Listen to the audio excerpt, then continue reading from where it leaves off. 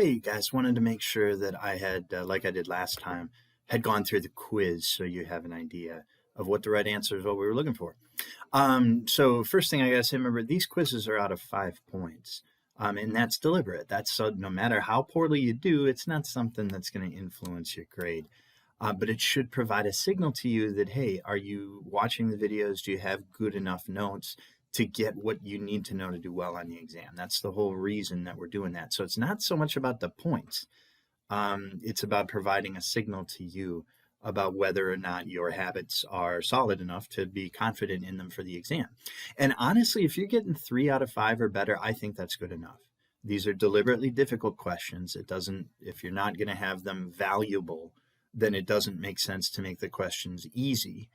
I want to use the harder questions to challenge you to make sure that we don't under-prepare for the exam. So having said that, let me just quick go through these 10 questions here. We had a half point each, so that's where we got 5 points. What level of government is regulating insurance companies? State government. That was from the regulation chapter, pretty straightforward. Second question, who decides the rates that'll be paid by the high risk, medium risk, and low risk applicants? Maybe a little tricky. I can understand here if people say, well, underwriters, because we said, yeah, underwriters decide who is high risk, medium risk, and low risk, but who actually calculate the rates, that's the actuary. So maybe a little tricky there. It's okay if you said underwriter instead of actuary, but the actuary is the one who calculates the rates. So we would want you to know that. Okay, so somebody's been smoking for a long time, says they don't ever use tobacco. That is going to lead to adverse selection. Not moral hazard, little tricky here, right? Moral hazard is a situation where somebody is trying to cause a loss. This is life insurance. He's not trying to cause a loss, right? I mean, if you're trying to cause a loss on your own life for life insurance, that's a different problem. But this is something that could lead to adverse selection, because if you're lying on the application, you're representing higher risk than you're saying you are. That's an adverse selection issue. So it's not moral hazard. That was the key there. I wanted you to disentangle those two concepts. Next question, cost of insurance. Who pays for insurance fraud? It's the customers of insurance. They pay the cost of fraud. It's built in to the cost of doing business. It's easier for the insurance company to say yes than to say no. They're not going to fight paying claims. They're just going to pay them. And then they're going to hike up their prices. And ultimately, you're the one who pays for insurance fraud. We said that. It is normal for property liability insurance companies to pay out more money in claims and expenses than they take in premiums. That is true. And we can see this in the combined ratio. The combined ratio compares what you pay out in claims and expenses to what you take in premiums, right? A combined ratio is claims and expenses over premiums. It's greater than 1. The industry's combined ratio is normally 1.05.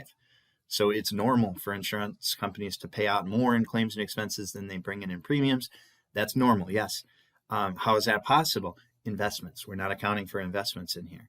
And it tells us that the insurance industry has to be competitive, because if it wasn't, this result wouldn't obtain. It wouldn't happen. People wouldn't collect in less than what they wouldn't pay out more than what they bring in if they had control of the market. They would price it higher, and then investments would just give you more revenue. But that isn't what happens. They have to dip into their investment revenue to cover the shortfall by paying out more in claims and expenses than they bring in. So this is an important point to understand. And yeah, this is normal, even though on the face of it, if you hadn't watched any of the lectures, you'd say that's not possible. Not only is it possible, it's the ordinary situation. This is straightforward. What kind of agent can represent multiple insurance companies? Independent agent. That's what we're looking for. Their exclusive agents are held captive to their agencies. That's why they're exclusive.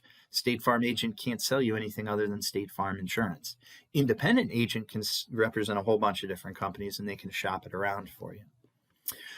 Okay, if I were comparing 2 insurance companies and they made exactly the same amount of money from investments, so we're cutting out the investment piece altogether. The company with the lower combined ratio would be the better performer. It's got to be combined, so we take into account all expenses.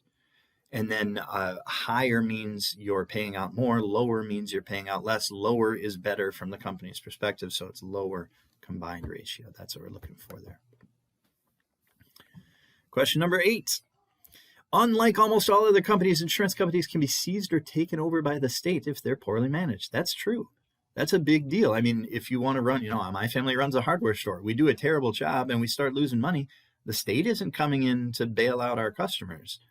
That's just going to be our problem if we go out of business. Most businesses, if you run it poorly, it's going out of business. That's unfortunate. The state isn't going to come in and start to take over. With insurance, we handle it differently because of the nature of the insurance product, right? It's just a promise. That's all you get.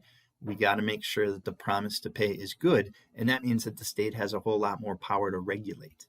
That's the whole foundation for why should the state be able to regulate insurance companies. Law of large numbers means that insurance companies are better off insuring fewer exposures rather than more exposures. Exactly the opposite. Large numbers. The more policies we sell, the more likely it is that what we expect to happen will happen. So if I'm an insurance company, that's one way I can handle my risk. Insure more people, write more policies. So here, this one's false. We are looking to insure more rather than fewer. Insurance works best when frequency of losses is low and severity of losses is high. That's what we're looking for there. And that's just straight from when do we use each of those 4 techniques. That's coming up again on the exam. So you want to make sure you know when do you use these 4 techniques. When severity is low and frequency is low, things don't happen often, and when they do, it's not that bad. We want to retain, right? When things are happening all the time and when they do, they're really bad, both are high, we want to avoid. And then finally, when frequency is low, severity is high, that's when we insure.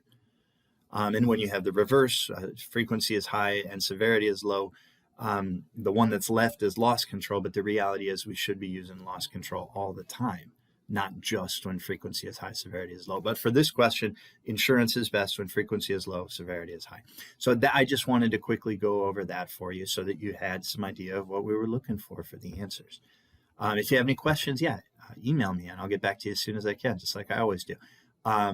Keep up the good work. That's the review from the quiz. There's another intro video that tells you how to prep for the exam. You should watch that too. It's short. It's 5 minutes. We'll go from there. Good luck and keep up the good work.